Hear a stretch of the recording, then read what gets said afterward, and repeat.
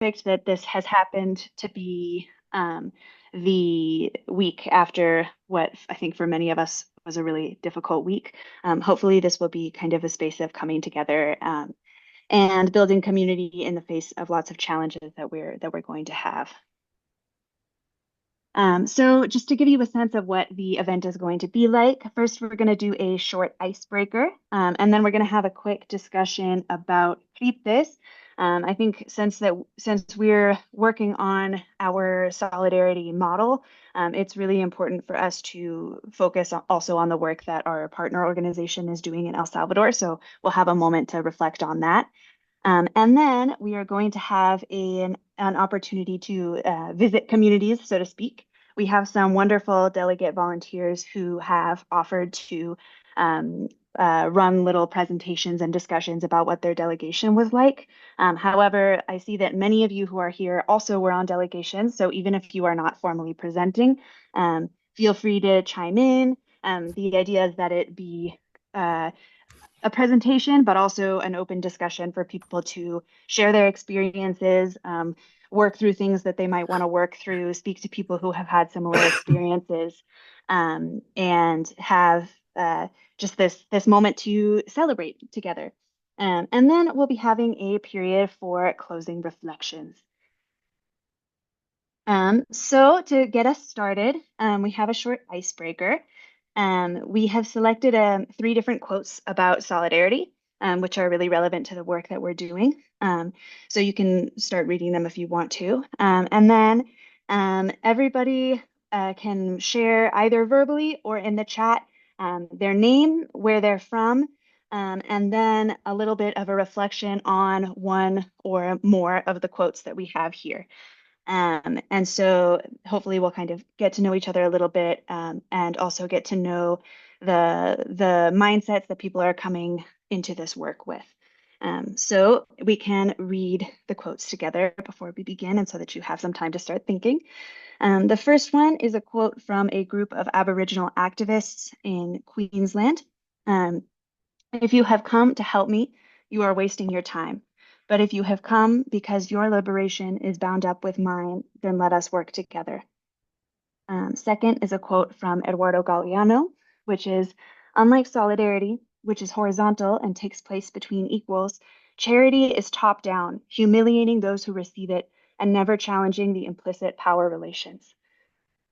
And last but not least, we have got a quote from the Archbishop Oscar Romero, which is, I will not tire of declaring that if we really want an effective end to violence, we must remove the violence that lies at the root of all violence: structural violence, social injustice, exclusion of citizens from the management of the country, repression. All this is what constitutes the primal cause from which the rest flows naturally. So again, just put in the chat or raise your hand and you can share verbally your name, where you're from, and a little reflection on any of the quotes that we just talked about. Does anybody have any questions before we begin? Cool. If not, I will just give you all a few moments to reflect.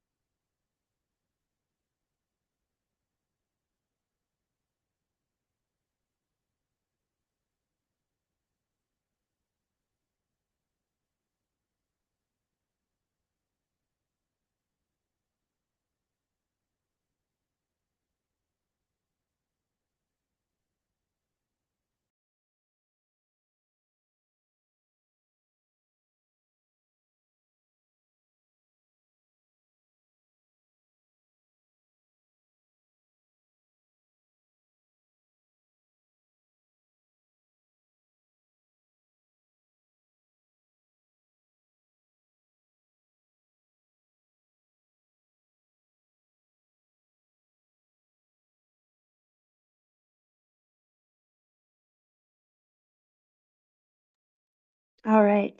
Would anybody like to share any reflections on these quotes?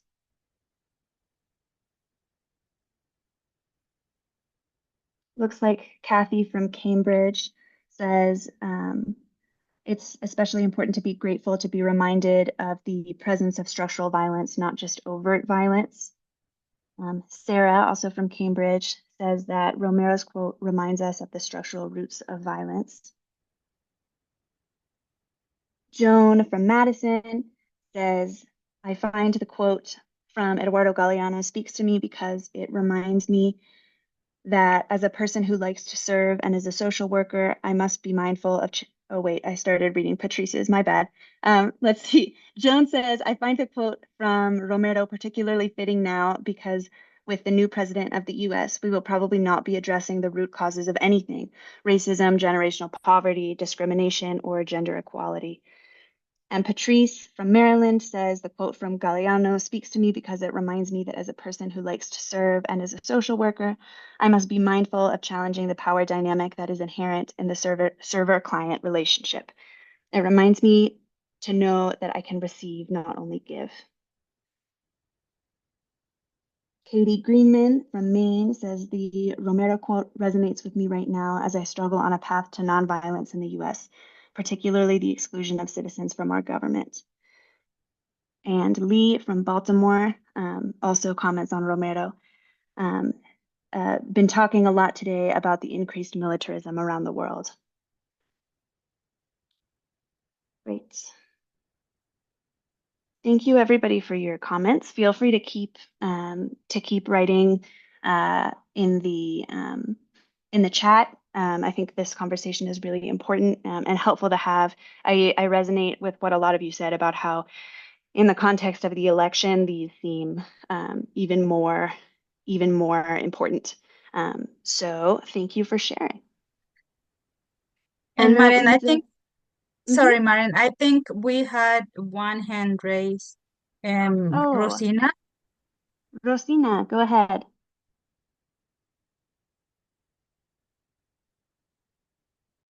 If I did, I didn't mean to. Sorry. I think it was me, actually. Oh, yeah. Hi, I don't know how I got joined as that's my mom, by the way, everyone. I don't know how I got joined as her, but I was just gonna say that I think like it's just a really important reminder as like I feel like growing up in the US, I am always like thinking I'm like, oh, I'm gonna help other people, and I just need that reminder like over and over and over again because it's so conditioned into like everything that I ever learned is that like, oh, I'm in the situation to help. And so I really appreciate those quotes. Great, thank you so much. Perfect. I could So also now, oh say yeah, go something if for it. that's fine. Yeah. Yes, Okay. go Hello. ahead. I'm TJ. I'm from Madison. I'm actually at work right now. It's interrupted. Yeah. I really appreciate the quotes. It really, I think it's good to remember that solidarity, it's an operative thing, and that's cooperation, and that vacation can be enriching. People can be greater than the sum of their whole when they work together. Really great stuff.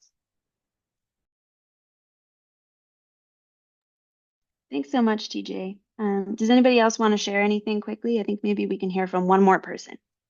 West?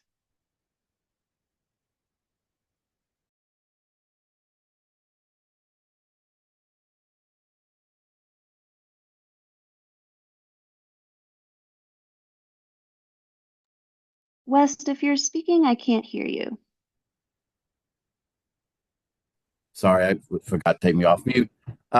Anyway, I just think that we need to make more effort to not see people as the other. It's like I've worked with immigrants for many, many years, and I think that's what I'm afraid is going to happen in this country is immigrants are the other. They're not us. And so I like that first quote from Queensland, where it's like we need to work together and we need to see each other as tú eres mi otro yo, and not so much as the other. And I think that would go a long ways towards bringing us together and solving some of the problems that we're going to be encountering soon. Thank you. Perfect. Thank you so much for sharing. All right, so kind of keeping all of these things in mind, we first wanted to talk a little bit about cryptes. Can anybody, even if you were a delegate or even if you weren't a delegate, briefly explain for the group the relationship between cryptes and U.S. El Salvador sister cities?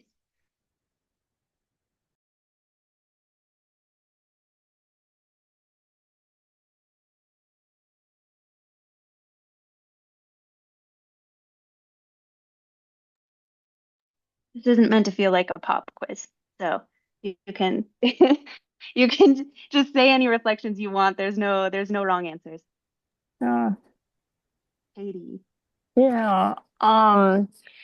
My feeling is that this has been a long time relationship, you know, to sister with organized communities by cryptes, you know, that they're the ones who are working with these communities, and the U.S. El Salvador sister cities has been the partner, you know, coming to work in solidarity with their efforts. That's just to throw that out to break the ice. Thank you, Katie. So then I'm just going to read for you all these other questions that we've got related to cryptes. And you can respond to any of the questions or make any other reflection related to cryptes that might occur to you. We just want to have a space where we kind of talk about, you know, how we have learned and progressed regarding our partnership with cryptes in this past year. So first, what activities did your delegation do with cryptes? Second, what did you learn about the work cryptes does from these activities? And third, if you were already familiar with cryptes, did you learn something new? So again, you can answer any of those questions or make any other reflection you'd like. And feel free as well to write in the chat if you're more comfortable that way. How do you Joan, how do you raise your hand? you can just interrupt me. Go ahead. This is kind of mundane, but I'm pretty sure that money we send, like that we send to Arcatao to pay for embroidery and stuff, that I'm pretty sure that goes through cryptes. Am I right? So they're like our fiscal sponsors, sort of, in El Salvador. Is that right? Yes, you're right. Thank you.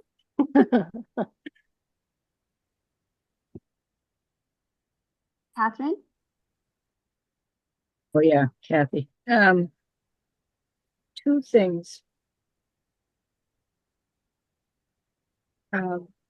One, I just think that a lot of us, including Cambridge, we have a particular sister city of San Jose de los Flores. But Cryptis is like the umbrella in terms of really connecting to all the organized communities that are part of our network and more. And so a lot of the vision for different kinds of organizing comes out of that.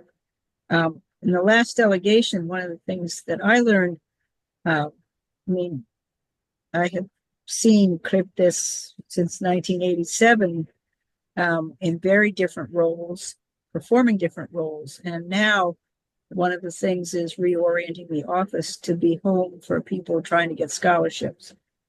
And this notion in this moment where out and out demonstrating is much more difficult than it has been because of the Bukele government, the sense of providing a space, a community, and living situation for the young people, many of whose parents are the leaders in the organized communities, is really a really valuable strategy and service. Great, thank you, Kathy. TJ? Yeah, thank you. So one thing I learned was that Cryptis has a very strong history and reputation going back to, you know, like the Civil War in the 80s and 90s, and that has carried, they brought that forward to, you know, undertake economic and human development projects in El Salvador, and like use that trust to gain whatever like resources they can, whether that's sister cities or working with other international groups. So I think they can provide a valuable insight to rural life in El Salvador.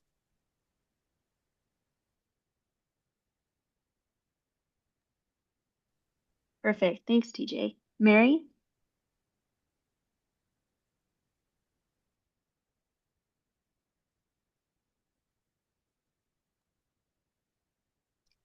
Mary, would you like to share?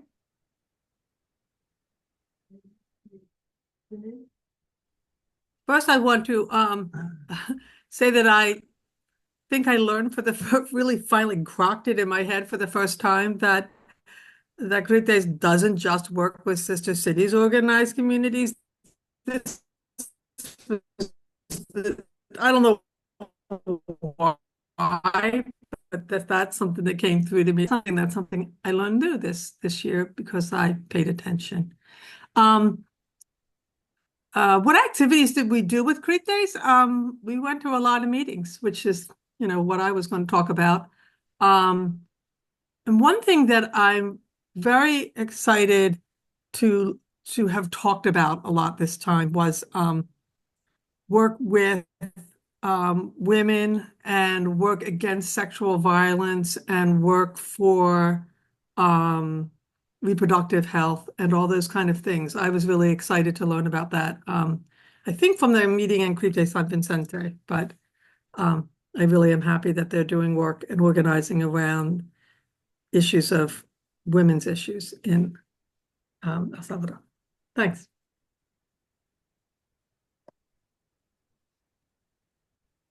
Perfect. Thanks so much. Katie, did I see you raising your hand? Yes. Yes, yeah, my plain hand, no, my yellow hand. Yeah, Share was one of those organizations.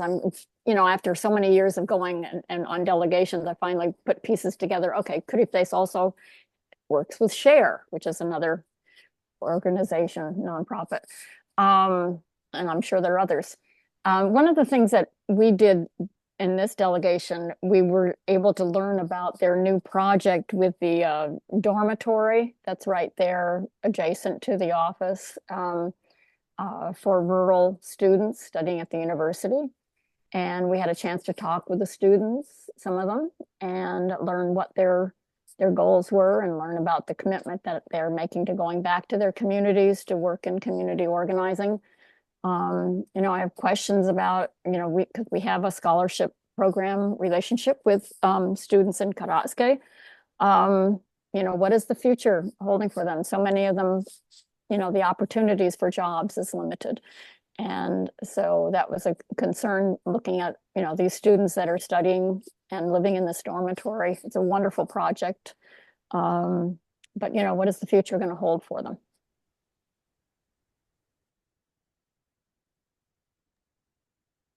Great. Thanks so much. Mary. This is my second time on the Zoom. I've heard of Cryptis, but I don't know too much about it. I do know some about Share. I've been with Share, and also worked in El Salvador for 3 years. But I want to know, New York New York State doesn't have any Cryptis, right? I was looking for the cities. So, Mary, did you want to answer that question, or do you have a different comment? Binghamton. Binghamton, New York does. Yeah, but I'm not from there. I'm from the city, New York City. I mean, I'm from near the city, but yeah, Binghamton's too far. Yeah. There used to be like a North Jersey one too, I think, but North Jersey. Oh, no, because there's nothing here at all. Okay, thank you. I just wanted to jump in. I'm in New York City. What? I'm in Brooklyn. I just want to jump in and say I'm in Brooklyn. I'm like the Lawrence chapter because I'm originally from Lawrence, but I am in Brooklyn. So if you know anybody else. In Brooklyn. Yeah. Mary, there are also other ways that you can get involved with sister cities, which we'll talk about at the end. Okay, But we do thank have you. national chapters. I'm from Denver. We also don't have a chapter. Oh, But there you can also go on a delegation with a city that you're not from. It's oh, not I a see. requirement to be in like Thank from you. that city. So we can, if you want, you can email us and we can see about different people to connect you to be Thank involved. you. Cambridge Somerville had a delegate from Brooklyn this past time in July. Great. And we had 3 delegates from Maryland join our Bangor group. So it works beautifully.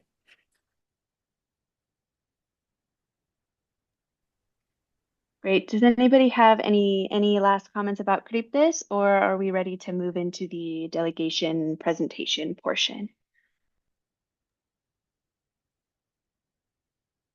Okay. In that case, we'll be dividing up into breakout rooms. We have a couple volunteers who are going to be the primary presenters in each room. Those people are Patrice, Joan, Katie, and Mary Durkin. But I believe that we'll have several people who have been on delegations in each room. So again, feel free to jump in with anything that you want to add, or yeah, just we can make it be as much of a conversation as we'd like. So you all in breakout rooms. All right, welcome back, everybody. I hope that you all had interesting conversations in your breakout rooms.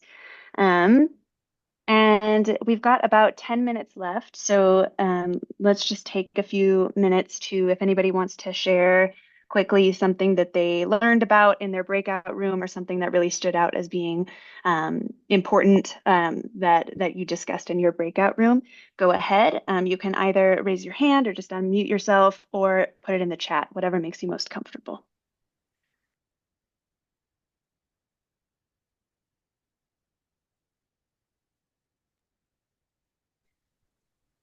While people are thinking, I can start. I had the privilege of listening to Mary, who was talking about the water system, which I had been on the delegation with Mary, and so I had already known about the water system. But listening to her talk about it again just got me kind of riled up and angry about how complicated it is again. So thank you, Mary, for sharing that.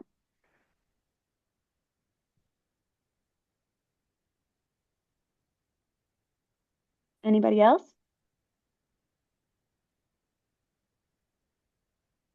Joan, did I see you raise your hand? Oh, TJ. Hello. Yeah, I was in a group with Katie Greenman. I think she was also raising her hand as well.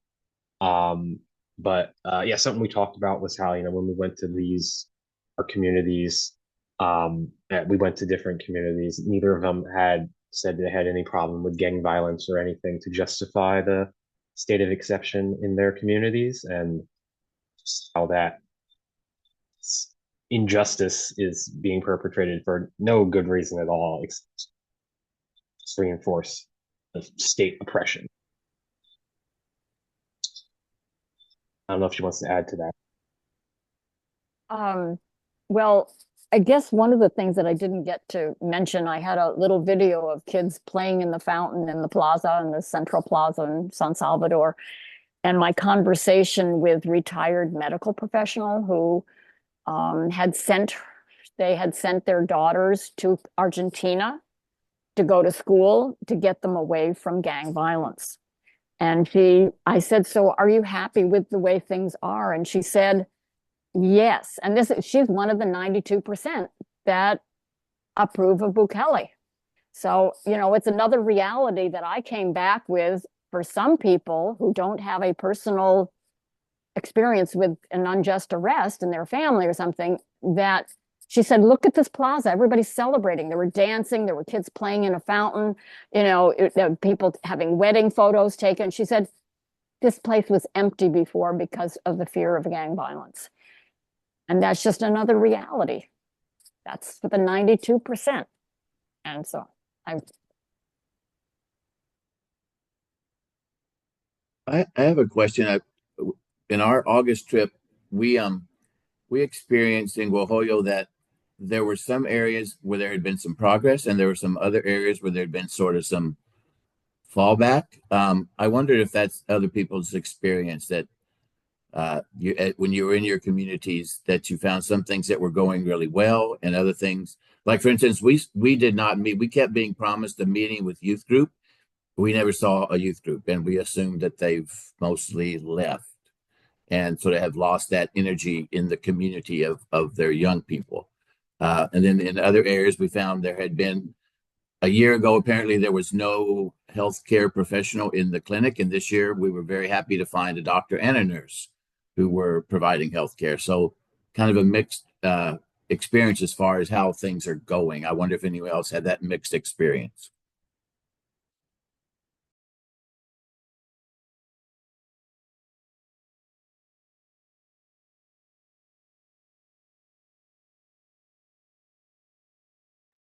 Joan?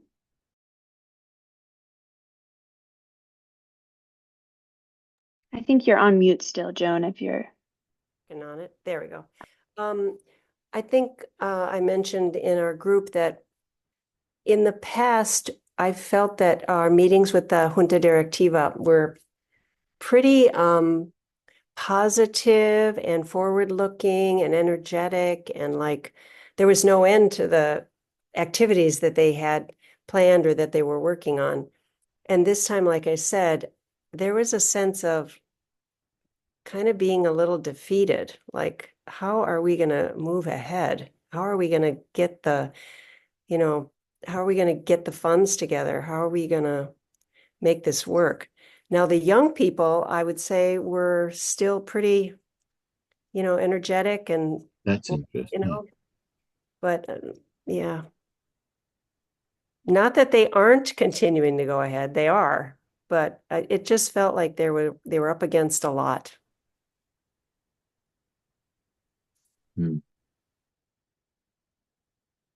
I wanted to say, Joan, that's one of the things we talked about a lot. How frustrating it is. The Junta Directiva and the Water Committee talking about how they, they're a very energetic group. They try one path and that gets blocked, so then they try another one, but they're really running into just idiocy. The thing where they dig a well and then say, well, we can't test the water in the bottom of the well, but you can pipe it into your house. What? No, it's just insanity. It's insanity. So I can imagine that those very energetic people are feeling a little stymied right now, but they're great Junta Directiva. Edward, did I see you raise your hand?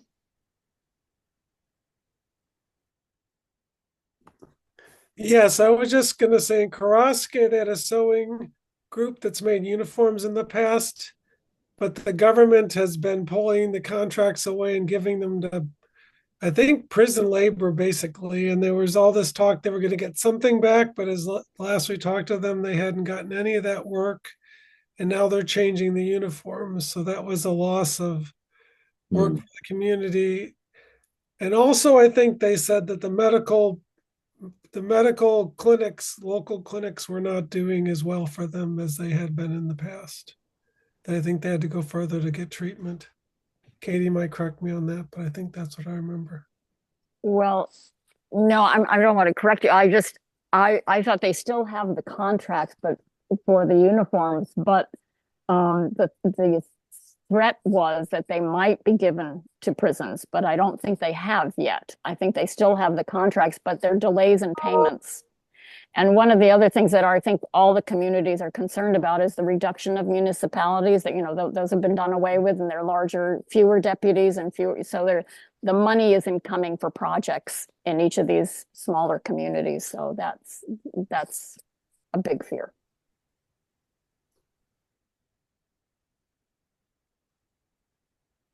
Joan? Yeah, somebody mentioned earlier that they had, in the first talk about Cryptes, that they had some other people from another community join their trip to El Salvador, their delegation. Who was that? And how did you do it? How did you get people from another community to go along? I think that was Bangor and our sister city. Sulma, we have to let Sulma take the credit for this because she contacted us and said there are women from Maryland, including Patrice, who some of us knew because Patrice has been part of US, the network. And so it was Patrice and a close family friend, Elnie Goodman, and then Patrice's professor, Esther Villalongo, who they all wanted to come on this delegation. And so Sulma said, would you consider letting them join your delegation? And, it's not always an easy decision to make because when you're in the habit of going and you know each other, it's like always an unknown quantity, like, well, will we get along? Will it all work out? It was beautiful. It was absolutely wonderful. And I think we all gained and we were enriched in the delegation having 3 people from another who had such a strong interest in learning about El Salvador and Carrasque. So I thank you, Patrice, for joining us and Sulma for coming up with the suggestion. Well, that was certainly our experience in traveling with the folks from Philadelphia. And we would just love to continue doing that if anybody else is interested, or if you know of folks in a completely different city that would like to go. Thanks so much, everybody. I think we're about to run out of time, but I just wanted to share with you all some other ways you can get involved. Many of you are already super involved, but if you're looking for other ways that you can do things, you can join our Urgent Action Network, which would essentially mean signing up and then you'd receive an email in case that there's an emergency or an urgent situation in El Salvador that requires our action. So that might be writing a letter to get someone out of detention, anything that might come up. Also, as always, we would love to encourage you to become a sustainer if you're not already. So that would mean donating a set amount of money each month. That helps us out a lot to be able to have a sense of how much money we can expect throughout the year. And it really helps us to be able to continue doing the work that we're doing. Also, join a delegation in 2025. Many of you already were on delegations this year, but we would love to see you back. And if you weren't, I hope that this was an encouraging event for you and that you think about joining a delegation this coming year. Be in touch with your chapters and also with us as staff at the national level. We would love to work with you to organize that. Also, you could have an internship with Criptes or sister cities if you're interested. If you've got a skill you'd like to offer to our organization, we are always looking for people to help out. And then, as always, especially in this era of misinformation, we invite you to follow us on social media as well as our blog, which is on our website. The information is right here, especially, I think, considering that Bukele has kind of an iron grip on the news in El Salvador and the communications coming out of El Salvador. This is important now more than ever. And on that note, I think that we can close our meeting. Thank you so much to everybody who presented and to everybody who came and shared their experiences. It was so great to have all of you. Thank you. Thank you all. Bye. Bye-bye. Thanks. Bye. Bye, everyone.